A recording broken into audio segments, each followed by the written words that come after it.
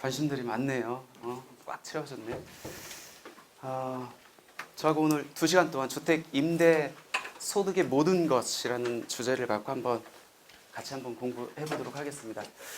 참고로 제가 이제 주택 임대 사업자 관련해서 이렇게 책을 쓰다 보니까 관련된 내용들, 유용한 정보 같은 경우는 유튜브나 아니면 저희 블로그에서 이렇게 찾아볼 수 있으니까 한번 시간 되시는 분들 이렇게 찾아보시고요. 오늘 강의 순서는 이렇게 좀 가보도록 하겠습니다. 첫 번째는 주택 임대 사업자를 해가지고 사업자 등록을 하면은 우리가 의무적으로 해야 되는 게 2개가 있습니다. 세무적으로. 첫 번째가 사업자 현황 신고라는 거 하고, 두 번째가 이제 5월 달에 종합소득세 신고입니다. 그래서 강의를 한번 이렇게 짜봤어요. 사업자 등록부터 해가지고 현황 신고, 그 다음에 종합소득세 신고, 그리고 지금 현재 과세관청에 입장하고 방향이 어떻게 되는지, 그래서 전반적으로 한번 살펴보도록 하겠습니다. 먼저 사업자 등록부터 한번 말씀을 드릴게요. 사업자 등록 내신 분들이 많이 있을 텐데, 그래도 흐름상 일단은 주택임대사업자 등록을 내야 되는 사람들은 무조건 내가 임대사업이 있다고 해서 내는 건 아니고 과세 대상이어야 됩니다. 세법상 과세 대상이 누구냐라고 봤었을 때 내가 월세를 받고 있는지 아니면 보증금을 받고 있는지를 먼저 보시면 될 것 같아요. 내가 월세를 받았을 때는 일단 주택이 2채 이상이어야 됩니다. 그 주택은 내 것만 갖고 판정하는 게 아니고 내 배우자 거를 합해가지고 이제 2채 이상이었을 때 월세를 받는다. 그러면은 이제 세금을 내는 과세 대상자가 되는 거고, 주택이 한 채면은 우리가 비과세 혜택을 주듯이 임대소득에 대해서도 일정 부분 혜택을 줍니다. 근데 그 주택이 고가주택이다. 그러면 우리 양도세에서 9억 초과분은 비과세를 이제 과세 부분이 생기게 되잖아요.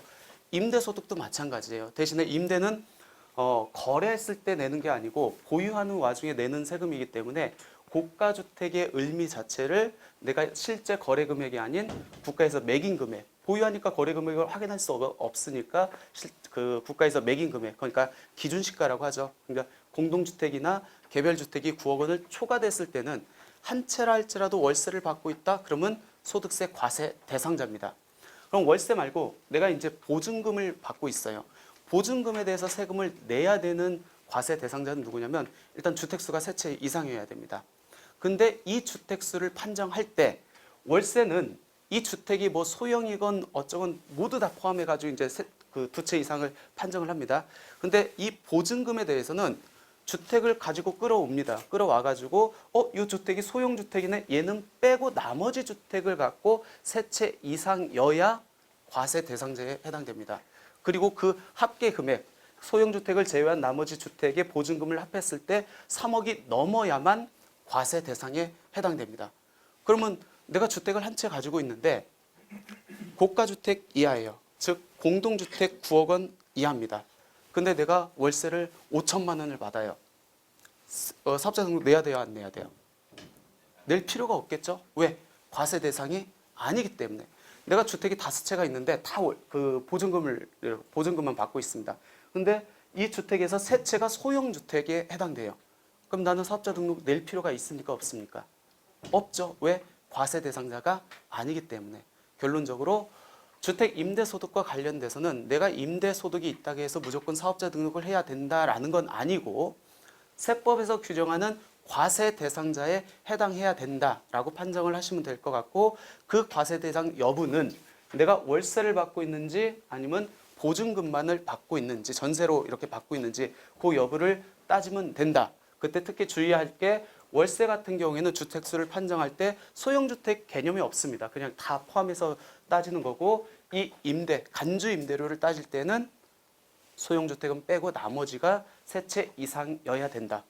그래서 비과세에 해당되면 아까 말씀드렸듯이 사업자 등록을 할 필요가 없어요. 예를 들어서 월세 같은 경우에는 1주택자로서 기준시가 9억 원 이하인 사람, 내가 월세를 5천 받건 1억을 받건 중요하지 않습니다. 과세 대상이 아니에요.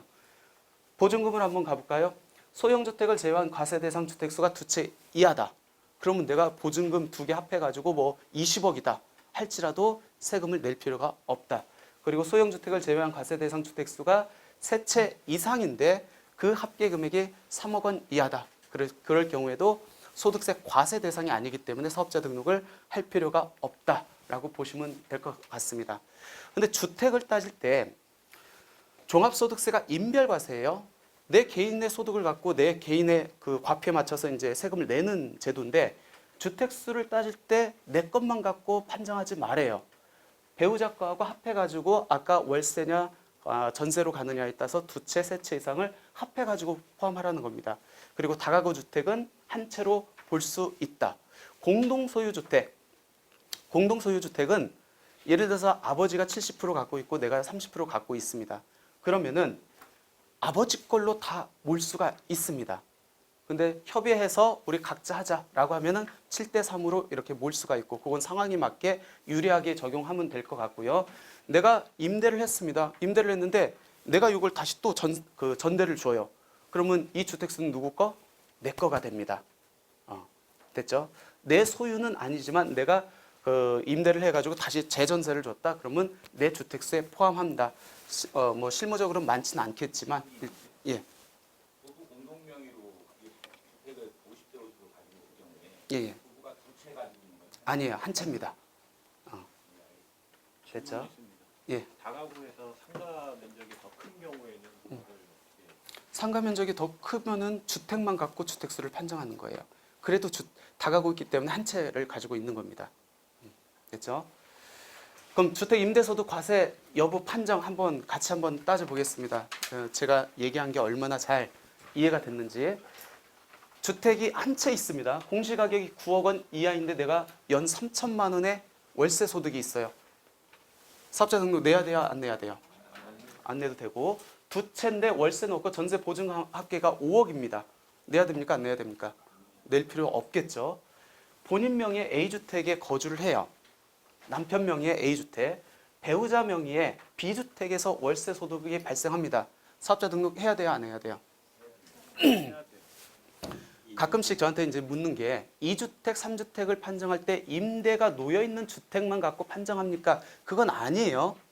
내가 거주하고 있는 주택도 주택수에 같이 산입이 됩니다. 그럼 이 케이스 같은 경우는 주택수가 몇 채? 두 채 중에서 월세 받았네. 그럼 사업자 등록해야 된다. 본인이 A주택에 거주하면서 이번엔 아까는 배우자 명의였는데 이번에는 아들 명의로 같이 살고 있어요. 아들하고. 아들이 월세를 주고 있어. 그럼 이거 사업자 등록해야 됩니까? 말아야 됩니까? 안 해도 되는 이유는 뭐죠? 주택 임대 소득은 내 배우자 것만 합산해서 주택수를 계산합니다. 즉 직계 존비속의 주택수는 내 거하고 합산이 안 됩니다. 따라서 두 채 이상이 아니기 때문에 안 해도 된다. 다가구 주택을 한 채를 보유하고 있어요. 연 4천만 원의 월세가 들어옵니다. 사업자 등록해야 됩니까? 말아야 됩니까? 왜? 다가구 주택은 한 채로 보기 때문에. 한 채면은 엄밀히 말하면 그거죠. 다가구 주택이 고가 주택이면 해야 되는 거고 고가 주택이 아니면 안 해도 된다라고 보시면 될 것 같죠. 그래서 주택 임대 소득이 만약 과세 대상이 아니면은 사업자 등록 의무가 배제가 되고 사업자 의무가 배제가 되기 때문에 우리가 2월 달에 하는 현황 신고하고 5월 달에 하는 종합소득세 신고가 아무런 의미가 없죠. 할 의미가 없습니다. 예. 그러면 해야 되죠. 당연히. 고가 주택이니까. 기준시가입니다. 왜 기준시가로 하냐면 보유하는 와중에 내는 세금을 판정하기 때문에 그렇습니다. 거래했을 때 양도세 같은 경우는 실제 거래 금액이 있기 때문에 실제 양도 금액을 갖고 판정을 하는데 이 보유세와 관련돼서는 거래 금액을 확인할 수 없기 때문에 국가에서 매긴 금액으로 한다라고 보시면 될 것 같습니다. 그럼 내가 이제 판정을 했어요. 나 이제 임대소득 내야 되네. 과세 대상이네. 라고 했었을 때는 사업자 등록을 해야 됩니다. 특히 올해부터 사업자 등록을 과세 대상임에도 불구하고 사업자 등록을 안 한다. 그러면 수익 금액의 0.2%의 가산세를 부과하겠다고 합니다. 그래서 아마 문자도 많이 갔을 거고 안내문도 많이 받으신 분들이 많이 있을 거예요. 중요한 게 이 미등록 가산세는 보통의 가산세는 산출세액에 대해서 이렇게 세금을 내거든요. 내야 될 세금을 산정해가지고 요 금액의 몇 프로 내라고 하는데 이 미등록 가산세는 수입 금액에 대해서 0.2%를 내래요. 그러니까 산출세액이 경비가 많아가지고 내가 낼 세금이 없다 할지라도 가산세는 적용될 수 있다. 0.2%이기 때문에 솔직히 그렇게 크진 않습니다.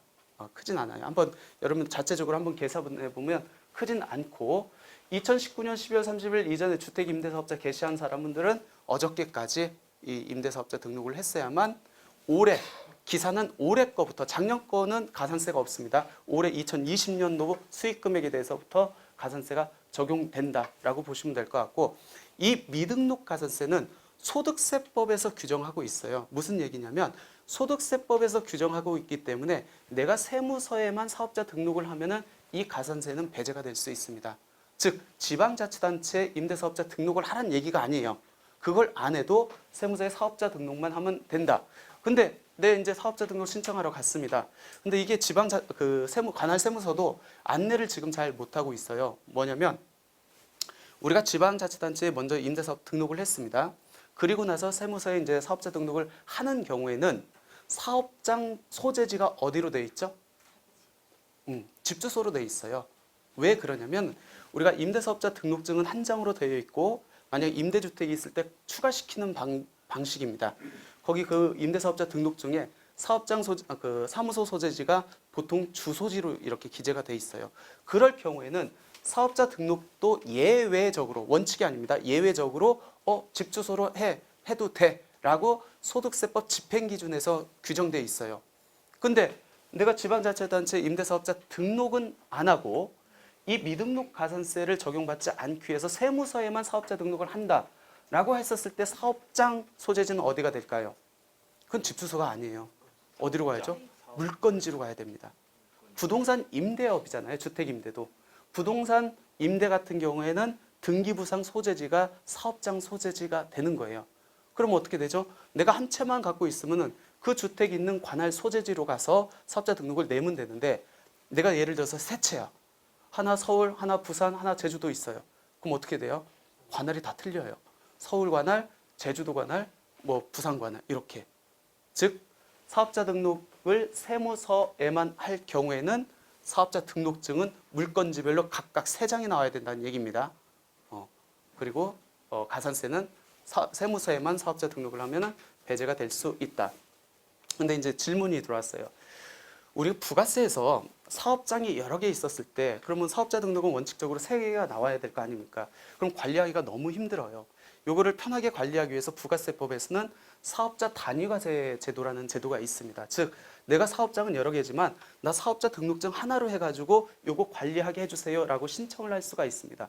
근데 그러면 요 주택 임대도 내가 임대주택이 5군데 있어요. 지방자치단체 등록은 안 했어. 그러면 나는 5군데에다가 사업자 등록을 내야 됩니다. 그럼 귀찮잖아요. 이거 관리하기가. 그럼 나도 부가세법에서 규정한 사업자 단위과세가 적용 되겠습니까? 라는 문제가 있는데 지금 현재 국세청에서는 면세 사업자는 사업자 단위과세가 적용되지 않는 걸로 안내를 하고 있습니다. 따라서 지금 현재는 임대주택 소재지별로 각각의 사업자 등록을 해야 된다. 조금 번거롭게 됐죠? 예. 세무서에 사업자 했다가 나중에 구청에 임대 사업자를 하려면 그 구청을 가야 되는데 사업장 소재지. 지방자치단체 임대주택으로 등록할 때는 항상 주소지로 가시면 됩니다. 예. 그렇게 하고 나중에 기존에 갖고 있는 주택 임대사업자의 사업장 소재지를 정정하시면 됩니다. 예, 변경하시면 됩니다. 요게 사업자 등록 신청서입니다.